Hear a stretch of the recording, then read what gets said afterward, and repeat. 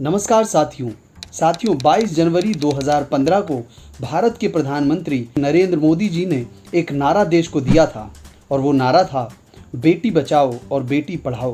वाह मोदी जी। और तब इस योजना और इस नारे को काफी सराहा गया था। वैसे तो आज भी main stream media Modi ji के हर नारे को अमर बूटी समझकर सुबह से शाम तक उसकी जुगाली करता रहता है, पर चूंकि आज हम बात कर रहे हैं बेटी बचाओ और बेटी पढ़ाओ की, तो चलिए इसी पर बात कर लेते हैं। दोस्तों, जब 2015 में मोदी जी ने ये नारा उछाला था तो इसकी खासी प्रशंसा हुई थी और प्रशंसा होनी भी चाहिए। और तब भाजपा के नेता गदगद हो गए थे। भला प्रशंसा किसे अच्छी नहीं लगती, पर तब भाजपा के नेताओं को यह नहीं पता था कि ये महिला सशक्तिकरण एक दिन उन्हीं पर भारी पड़ जाएगा। आसोल परिवर्तन। दोस्तों, 2014 के बाद से संबित पात्रा, गौरव भाटिया सरीखे भाजपा के कई ऐसे प्रवक्ता हैं जिन्होंने शालीनता और तमीज की चिड़िया को मीलों पीछे छोड़ दिया है। और ये लोग 2014 के बाद से राष्ट्रीय चैनलों पर छुटभइये गुंडों के जैसी भाषा और आचरण करके विपक्षी प्रवक्ताओं को घेर लिया करते थे और अपने छिछले और मैले वक्तव्य से न सिर्फ राजनीति बल्कि आम जनमानस के दिमाग में जहर की वैक्सीन लगाते आ रहे थे। पर दोस्तों, अंग्रेजी की एक कहावत है, the world is round that goes around comes around. मतलब जो आप समाज और दुनिया को देते हो वो कई गुना यानी सूद के साथ आप तक वापस जरूर आता है। और इसका जीता जागता उदाहरण कई राष्ट्रीय चैनलों पर देखने को मिल रहा है, जहां भाजपा के इन भाषाई दबंगों को विपक्ष की शेरनियों ने खदेड़ खदेड़ कर अधमरासा कर दिया है।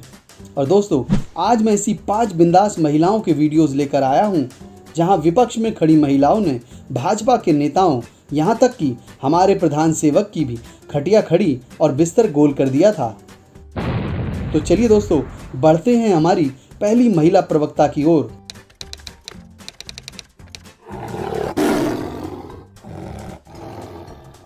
दोस्तों, वो पहली महिला प्रवक्ता है राधिका खेड़ा। दोस्तों, भाजपा की प्रवक्ता संबित पात्रा अपने आप को बौद्धिक रूप से बड़ा दक्ष और सामने वाले विपक्षी को मंदबुद्धि साबित करने में कोई कसर नहीं छोड़ते और सामने वाले प्रवक्ता को खींचकर कीचड़ में उतार ही लाते हैं। और दोस्तों, बचपन से हम सुनते आ रहे हैं कि जंगल का राजा शेर होता है, पर थोड़े बड़े होने पर पता चला कि जंगल में शिकार तो शेरनियां ही करती हैं, शेर तो बस बैठे बिठाए खाता है। पर यहाँ आप ये गलत फहमी बिल्कुल ना पालें कि मैं भाजपा के इन फूहड़ प्रवक्ताओं की उपमा शेर से कर रहा हूँ। दोस्तों, अभी कुछ दिन पहले एक नेशनल टेलीविजन पर बड़ी बहस चल रही थी, जिसमें भाजपा के रसोड़े में कौन था वाले प्रवक्ता महाशय कांग्रेस की महिला पत्रकार राधिका खेड़ा को खूब जलील करने की कोशिश कर रहे थे और ज्ञान बांट रहे थे। तो देखिए क्या हुआ। एक सवाल है, मैंने बहुत धैर्य से संबित भाई साहब की बातें सुनी। मैं उनसे पूछना चाहती हूँ, संबित जी, भारत देश में कितने स्टेट्स हैं, क्या आप जानते हैं? एक सवाल है, प्लीज बताइएगा, कितने स्टेट्स है भारत में? हाँ, 30 स्टेट हैं। मैं ये सब जीके खेलने यहाँ नहीं आया हूँ, बताइए। नहीं, आप बताइए ना। 30 स्टेट्स है। 30 स्टेट्स बताइए। हाँ, बताइए इससे क्या होगा। तो दोस्तों, ये हैं भाजपा के राष्ट्रीय प्रवक्ता लंबित माफ कीजिएगा, मेरा मतलब संबित पात्रा, जिन्हें यह तक नहीं मालूम है कि भारत में 30 नहीं बल्कि 28 राज्य और 8 यूनियन टेरिटरीज हैं। पर ये रोज शाम को किसी न किसी चैनल पर ज्ञान का प्रसाद वितरित करते आपको नजर आ जाएंगे। और दोस्तों, दूसरे नंबर के लंपटाधीश हैं भाजपा के एक और प्रवक्ता गौरव भाटिया। और दोस्तों, इन्होंने भी जब कांग्रेस की महिला प्रवक्ता रागिनी नायक को जहर की पुड़िया सुंघाने की कोशिश की, तो देखिए रागिनी नायक ने वो पुड़िया उनको कहां सुंघाई। मैं राहुल गांधी को बोलूंगा चपरासी से बदतर है। आप गांधी साहब ने हटा दीजिए। आप स्टार्ट करिए पहली लाइन। आप मेरे देश के प्रधानमंत्री को चोर बोलेंगे, मैं उनको चपरासी बोलूंगा। सच में दोस्तों, आज के दौर में आप जरा सा टीवी ऑन कीजिए और किसी ना किसी चैनल पर भाजपा के ये प्रवक्ता आपको जहर परोसते हुए मिल ही जाएंगे। और एक और मौके पर गौरव भाटिया ने रागिनी नायक से प्रसाद मांगा तो रागिनी नायक ने उसकी झोली भर दी। देखिए क्या हुआ। जीत रही है तुम्हारी पार्टी, कहीं की नहीं रही। तभी जनता ने इतने लात मारी है, इतनी लात मारी, वजूद खत्म हो गया। ये घटना होने के बाद गौरव भाटिया बगले झांकते नजर आए। एक और मौके पर जब संबित पात्रा की भिड़ंत कांग्रेस की तेज तर्रार प्रवक्ता सुप्रिया श्रीनेत से हो गई, तो देखिए कैसे कांग्रेस की तेज तर्रार प्रवक्ता ने संबित को निलंबित करने में जरा भी विलंब नहीं किया। मैं अनपढ़ हूं, मैं बदतमीज हूं, मैं सब कुछ। तुम दो कौड़ी के नाली के कीड़े हो।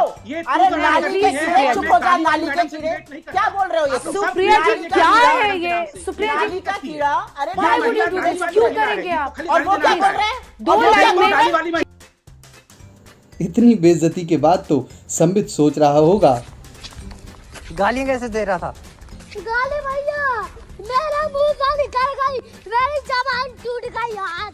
क्या कर रहा है? क्या कर रहा है? और दोस्तों आप तो जानते ही हैं कि बंगाल चुनाव के चक्कर में भाजपा ने किस तरह देश को कोरोना की दूसरी लहर में झोंक दिया।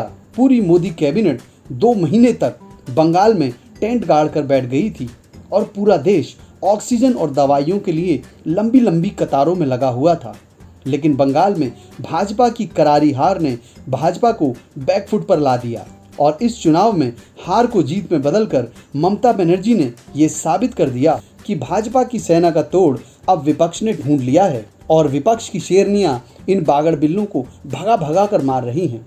देखिए किस तरह ममता बनर्जी ने बंगाल चुनाव से लेकर अल्पन बंदोपाध्याय वाले प्रकरण पर किस तरह भाजपा की छुट्टी कर दी थी। If we confront like this, what will be the future of this country? Mr. Prime Minister, Mr. Busy Prime Minister, Mr. Mon Ki Baat Prime Minister, what you want? What you want to finish me? Can you do it? Never and ever. Until and unless people give me the support, you cannot.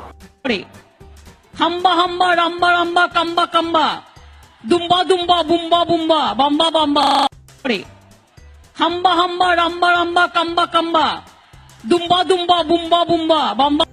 अब दोस्तों अंत में बात कर लेते हैं उत्तर प्रदेश की।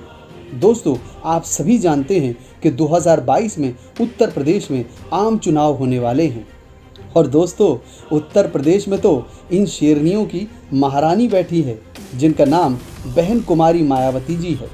दोस्तों बहन जी एकमात्र वो विकल्प हैं जो उत्तर प्रदेश की विकास की ट्रेन को वापस पटरी पर ला सकती हैं। ये बात सभी जानते हैं। जब बहन जी उत्तर प्रदेश की मुख्यमंत्री थी तो उस जमाने में चाहे वो एक्सप्रेस वे हो या अस्पताल हो, स्कूल हो या ऑक्सीजन प्लांट हो, हर क्षेत्र में बहन जी ने बेजोड़ काम किया था। अब आखिर में मैं यही कहूँगा कि जिस तरह भाजपा के दुशासनों को विपक्ष की शेरनियां धूल चटा रही हैं, उससे तो यही लगता है कि उत्तर प्रदेश में बहन जी ही इन बागड़ बिल्लों का शिकार करेंगी और एक बार फिर से उत्तर प्रदेश में बहुजन समाज पार्टी की पूर्ण बहुमत की सरकार बनेगी। दोस्तों आपका भाजपा के इन लंपटाधीश प्रवक्ताओं के बारे में क्या कहना है और इस बार उत्तर प्रदेश में किसकी सरकार बनेगी, आप हमें कमेंट बॉक्स में ज़रूर बताएं और चैनल को तुरंत सब्सक्राइब कर दें और पास वाले बेल आइकन को भी दबा दें और दोस्तों और परिचितों के साथ साझा भी कर दें। अगले वीडियो में आपसे फिर मुलाकात होगी, तब तक के लिए नमस्कार। जय भीम, जय भारत।